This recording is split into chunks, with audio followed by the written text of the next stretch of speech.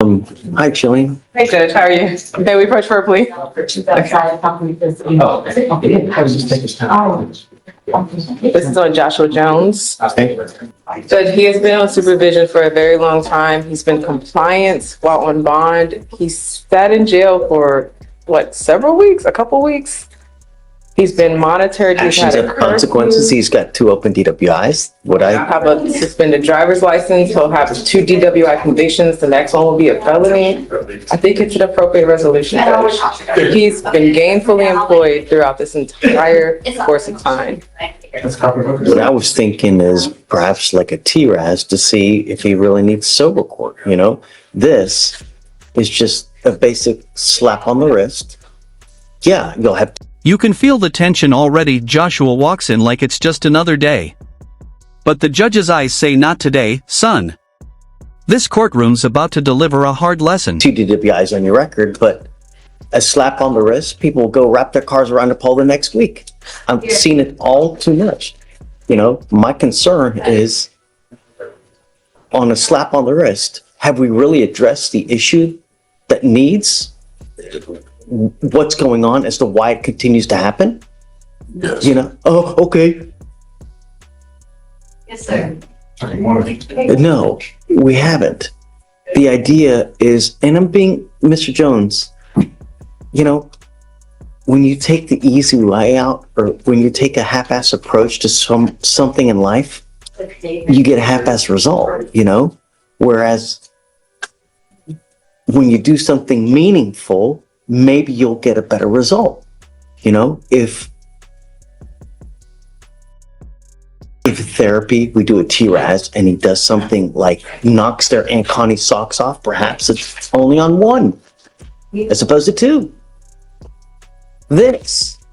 Now, even the faintest smell of alcohol, you're looking at 2 to 10 in the penitentiary. For the rest. Listen close, that's not just a DWI, that's a man dodging accountability. The judge knows the signs, he's seen this story too many times. When mercy runs out, justice walks in. Rest of your life. Don't matter where you go, don't matter what you're doing, don't matter what the circumstances are, you're looking at a 3rd-degree felony next time. And the problem is, have we really addressed the issue? Nope.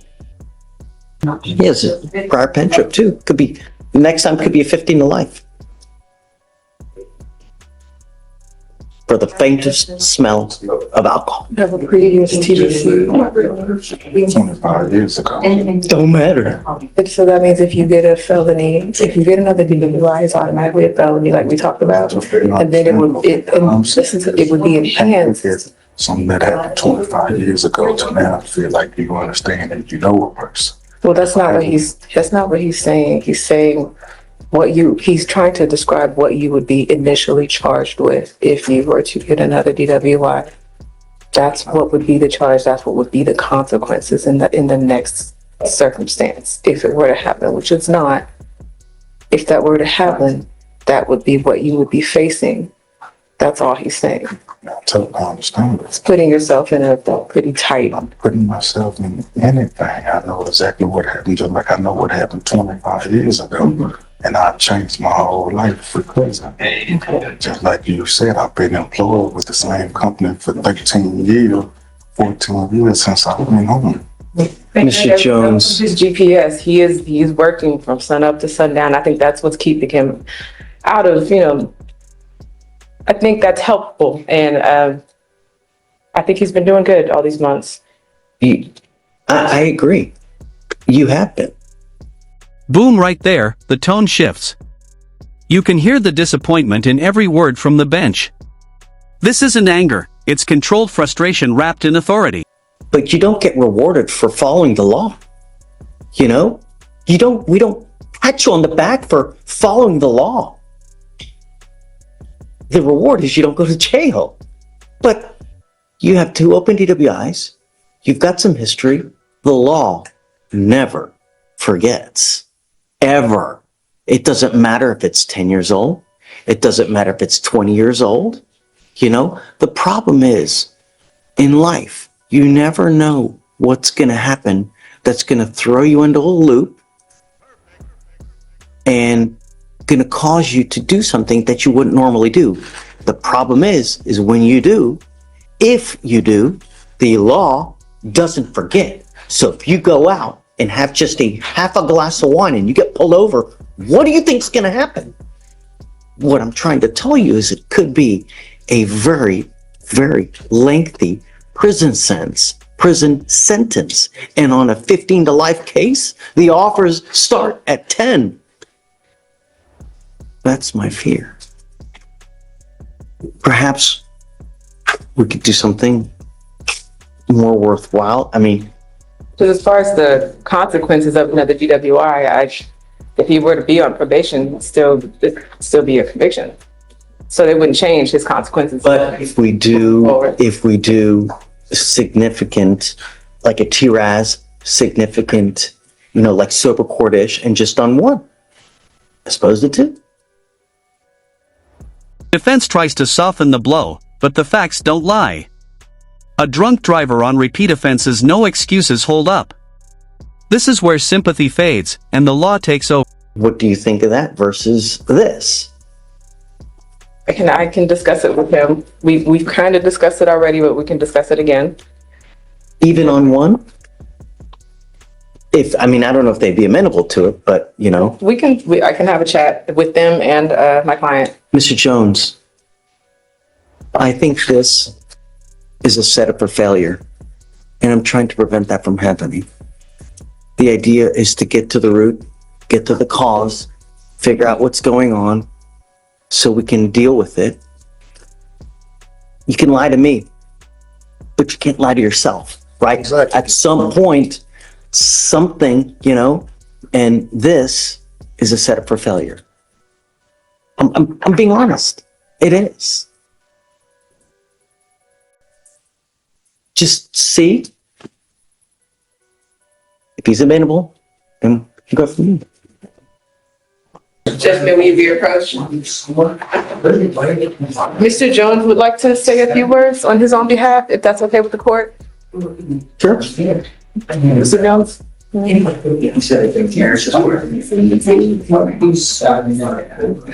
ever did a TRAS in this case? Let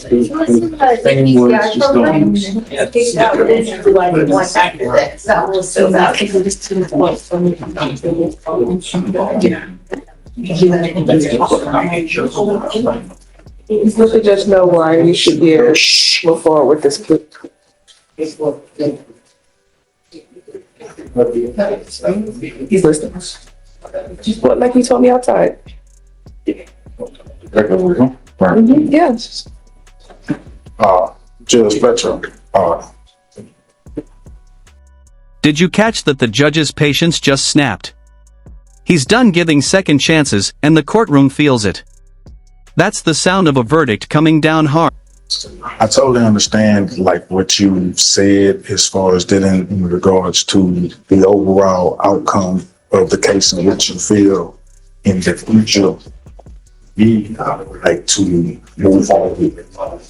I understand exactly what I've done. I'm accountability of that, accept that.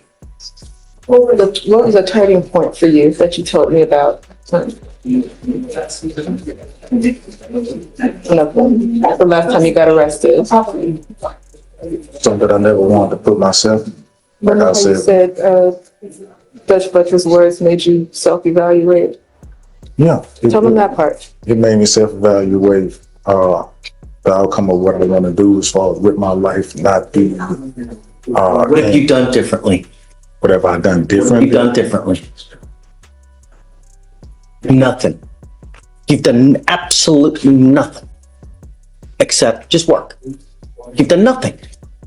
So Judge John, he expressed to me outside, I think he's just a little nervous. We talked about saying this to you directly. He expressed to me outside that the last time he got arrested and you said your words to him, he really went in the back. And when he was in custody that time, he really thought about how he got here and what he needs to do moving forward. He reflected on his mother and when she passed and how when that time period came, he probably didn't grieve properly. And that's kind of how he started drinking. And that's exactly my point. But Judge, moving forward, I do agree, therapy is absolutely wonderful, but he has been going to AA or NA, and he does still go, and so he has taken those steps since that, and he is on that path now. And with working a job and going to NA and dealing with his grief appropriately, with the support of his family, with the support of his children, and having the pride and ability to provide for them has really put him in a good place. And these are not my words. This is exactly what he said to me outside when he wasn't nervous. I just really wanted you to hear it. And so I'm literally just articulating exactly what he So just he's told in me. a PTI program. Did they kick him out because of the DWI, or they kick him out prior to? That's why they removed him. So here's what we're gonna do. I'm sending you for a drug and alcohol test right now. I want to know what, if anything, is in your system, and we'll go from there. But I want a complete full panel. I want to know everything, and we'll see. But I have a problem when we just give another proverbial slap on the wrist and just throw him out to the wolves with now 2 DWIs and with a prior pen trip. It's a recipe for disaster. And the problem is that, yeah, you're grieving over your mom, you do this, but at the end of the day, you've done nothing to address any potential issues that there may be, so that whenever there is another catastrophic event in your life, because there's going to be, it's not a matter of if, it's a matter of when, and it's going to happen. How are you going to cope with it? Are you going to do something? Are you going to go hit the bottle? Are you going to go hit something else even more hard? And then you're going to get in the car, you're going to kill someone? The idea is that you learn from these mistakes. You telling me that you've learned something is no. Everybody tells me there's little bunnies jumping in the woods. That's what everybody says because they're here now. What have you truly done to address the issue? That's what I want to know. And before we go forward on anything else, if I'm going to accept this, I want to send you for a drug and alcohol test now. Okay? Okay, we'll do. All right. Thanks. Connor. Hey, bud. Judge, I'm approaching on Cecilia Salmeron. Okay. She's in custody. This is a bond forfeiture case. She just popped up on my docket this morning. I saw Maroon from long ago. Wow. How's she doing? She picked up another felony. It's a PCS. Really? Yeah. She doesn't have a bond on her felony cases yet. And she has court on Thursday for those. Let's see. Okay. Do you mind bringing out Miss Salmeron, please? Do you want to stay on, or do you want to? I'm fine staying on because I just know the case. I'm going to put like strict bond conditions on her now. Yeah, and I talked to her about it, Judge, and she understands. And I don't know if she's going to be able to bond out because She's at no bond now. Right. So, yeah. I don't know how long that'll hold for, but One of the cases where she picked up with this DWI, the PCS case, and I don't know if they're going to even grant her a bond on that case when she goes to court Thursday. But maybe. she has a lawyer. Yeah. I don't think so, Judge. I think the attorney that was on the case withdrew. Any spring break plans, Judge? Here.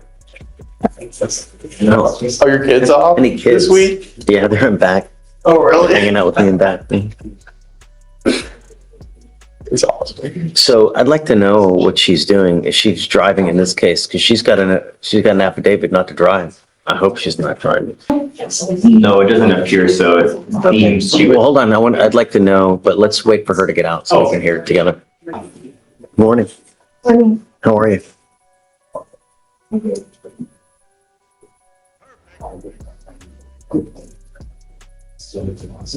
The only thing I want is I don't want you to kill yourself. That's all I want. You know, I've had people here that I've seen come from a first time.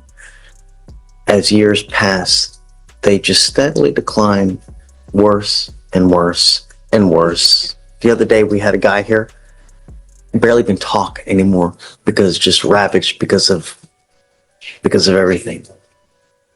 All we're trying to do is prevent that from happening. How is the big question?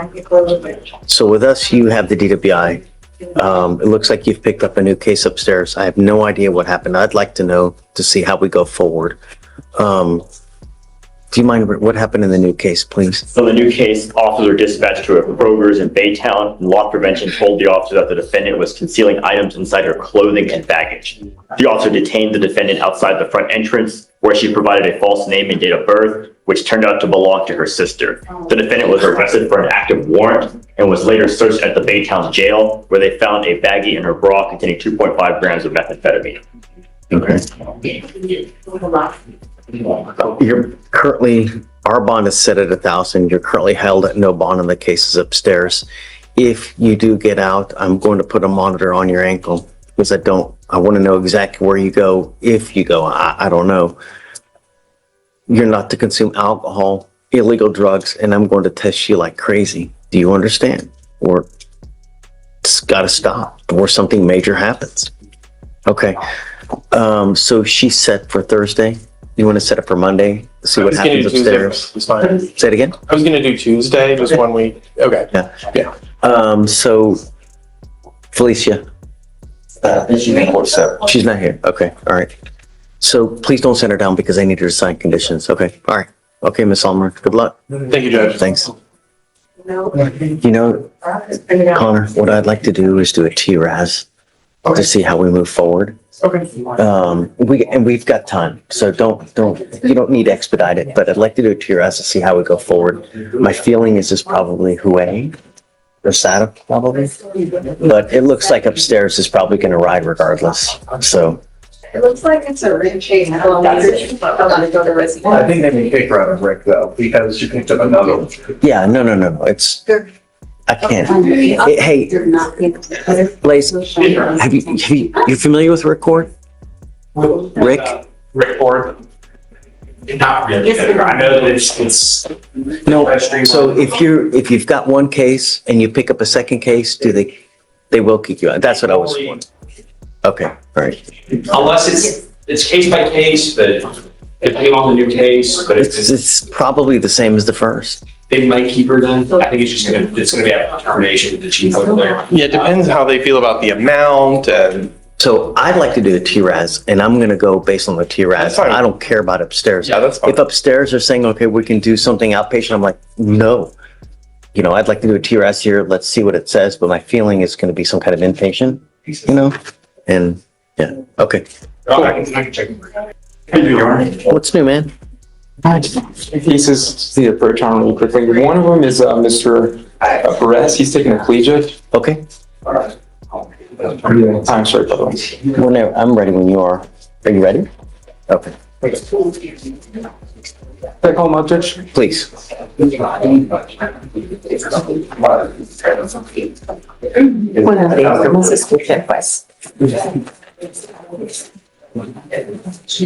Mr. Perez.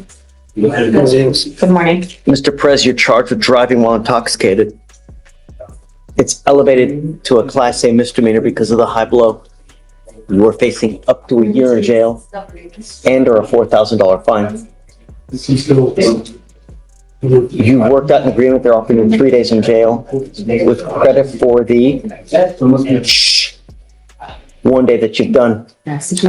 You need to understand this charge will go on your record. It will be there for the rest of your life. If you ever get pulled over again, an officer will see this. If they smell alcohol on your breath, if they smell weed on you, it's probably not going to go well. Do you understand? Yes. If I were you, even if you've had a sip of alcohol, I would not get into a car because it is a humongous risk, especially if you're not in this country with permission. Because if you go to jail for any more than 6 hours, immigration will get their clutches on you and then you'll be stuck like Chuck. Do you understand? Yes. You're giving up the right to a trial, right to compel witnesses to testify on your behalf, confront and cross-examine your accusers.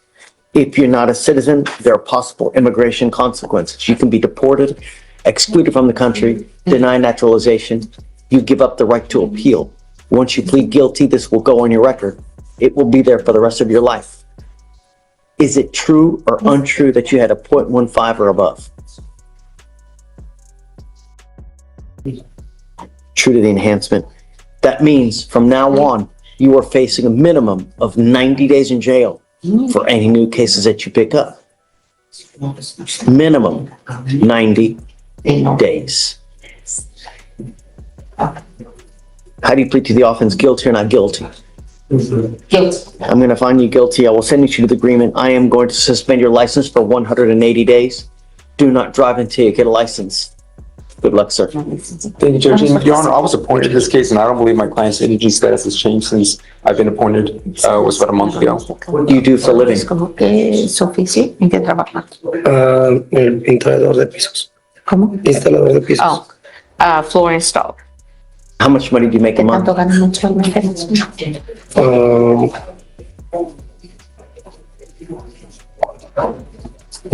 And there it is, the final hammer. No drama, no emotion, just pure justice served.